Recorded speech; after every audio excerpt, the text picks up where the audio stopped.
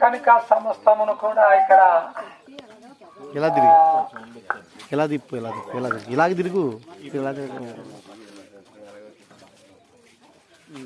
ఇలా మాట్లాడు. దేవునికి స్తోత్రం. అమ్మా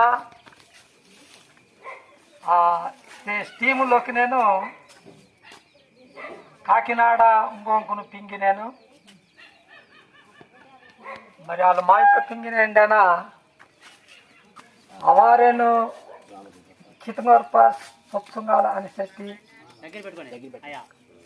దయకి మైకి దగ్గర పెట్టుకోండి. మరి చాలా సుల్లాంకొని పింగి నేను మైకి దగ్గర పెట్టుకోండి. చాలా సుల్లాంకొని పింగి నేను మరి మా సమ్మో నేను కితగోరును సమ్మో నేను అవ్వంగాలి అని చెప్పి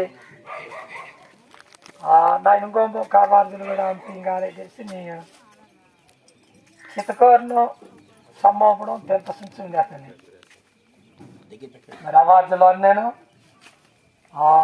మంచి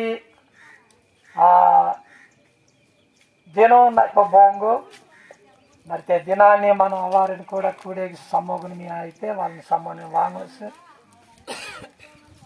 నాకు డిఏను కుటుంబాల అవార్డులు ఖమ్మంగా లుక్కో డూగాల అని చేసి వాళ్ళు నాకు సుశుభ పింగినే ఇదే దేవునికి స్తోత్ర. కనుక ఈ మాటకి ఏంటనగా మాటకు అర్థం చెప్పండి.